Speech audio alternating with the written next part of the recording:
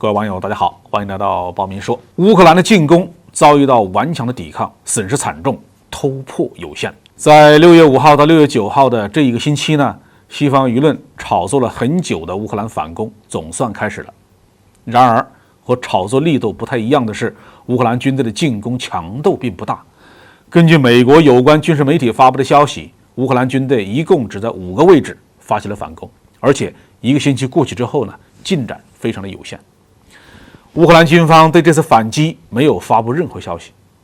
俄罗斯的国防部长绍伊古说，乌克兰武装部队的损失达到3715名士兵，52辆坦克、207辆装甲战车、134辆汽车、5架飞机、2架直升机、48门野战火炮和53架无人机。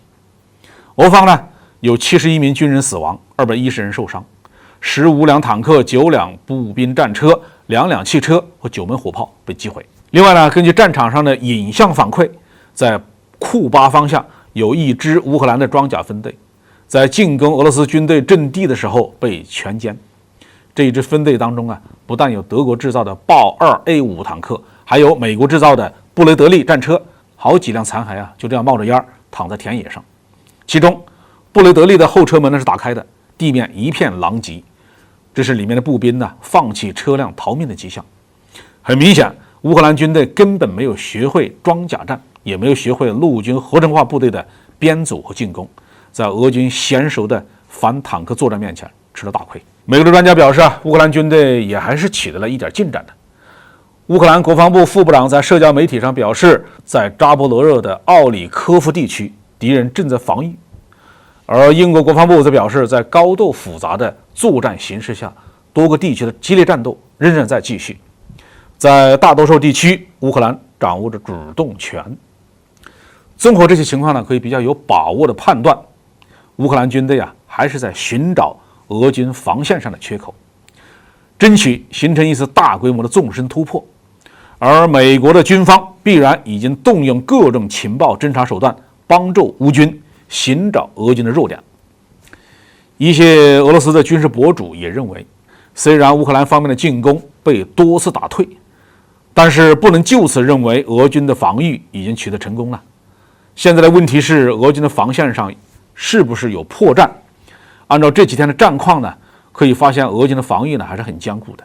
乌军要是按照这个模式强攻下去的话，恐怕会一无所获。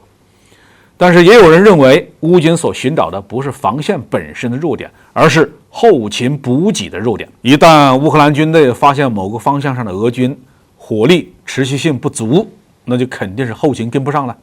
那向这个位置持续攻击，就有可能会获得突破。其实呢，俄军是缺乏积极防御的意志和能力的。自古以来，成功的防御作战都不是被动挨打，必须是依托防线，派出机动兵力，在恰当的位置、恰当的时机，对敌人的进攻部队实施反击，这才是积极防御的应有之义。如果失去了主动性，再坚固的防线最终也会失去作用。二战时期，法国的马奇诺防线就是典型的例子。德军取道比利时，绕过马奇诺防线，法国被打败。乌克兰会不会给俄罗斯来这一手啊？这样的可能性是无法排除的。其实这段时间的战场上已经可以看出这样的可能性了。6月1号入侵俄罗斯别尔哥罗德州的俄罗斯的叛军，在6月8号再一次发表声明，说自己还在俄罗斯境内活动。这些杂牌武装能够轻易地进入俄罗斯，说明在别尔哥罗德方向，俄军的防守是不严密的。万一这里才是乌克兰的主攻方向呢？虽然泽连斯基政府多次表示自己只为收复失地，不打算进攻俄罗斯的本土，但是谁能相信他言出必行呢？泽连斯基政府一再强调要收回克里米亚。根据乌克兰的法律，克里米亚是自己的领土，不属于俄罗斯，完全可以发起攻势。一旦乌军登上克里米亚半岛，俄军必然陷入极大的被动。看来尽管乌军的初期进攻遭遇到的抵抗突破有限，而且损失惨重，但俄军呢还是要小心哦。好，这期话题我们就说到这里。